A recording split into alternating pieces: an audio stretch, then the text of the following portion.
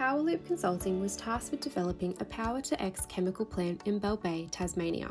The client provided 3 key design criteria: technically feasible so that the plant can be constructed and operated immediately, economically viable corresponding to an IRR of 15% and NPV payback under 6 years, as well as a minimal environmental impact.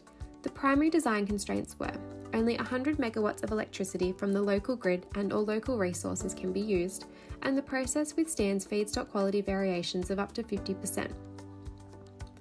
An initial literature screening of 16 possible P2X processes was narrowed down to 5 viable options via comparison with the design criteria.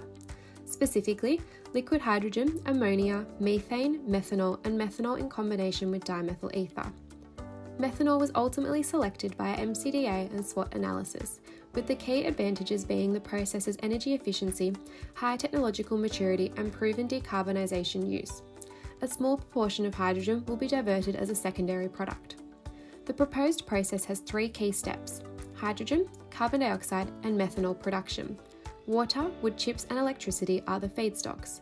Mains water undergoes pre-treatment and is then electrolysed to produce 12,000 tonnes per annum of hydrogen. Locally sourced wood chips are combusted and the flue gas is captured and treated to produce 52,000 tonnes per annum of carbon dioxide. The hydrogen and carbon dioxide feeds then react via direct carbon dioxide hydrogenation prior to separation and purification to yield 31,000 tonnes per annum of methanol with a purity above 99.85%. The process has a peak energy consumption of 98 megawatts at 10% of the base flow rate.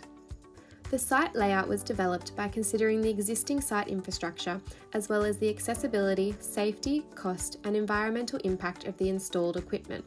The proposed site utilises space efficiently and has 3 major processing areas: product storage, office facilities, and room for future expansion. The project's economic viability was determined via a Class 4 cost estimate. Cash flow analysis indicates a fixed capex of $417 million, OPEX of $54 million per annum, and revenue of $44 million per annum, which aligns with industry expectations.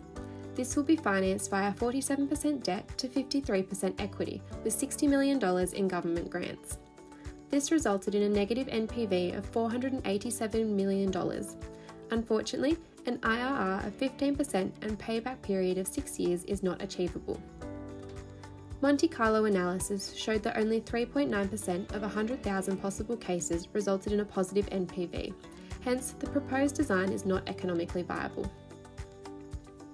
Power-2-X Consulting therefore recommends not advancing with the current design. Instead, the project should return to the design phase, and the opportunity for using biogenic industrial emissions as the carbon dioxide source should be evaluated. The financial viability of the project should be reassessed as electrolyser costs decrease and additional government grants become available. Thank you on behalf of Power-2-X Consulting.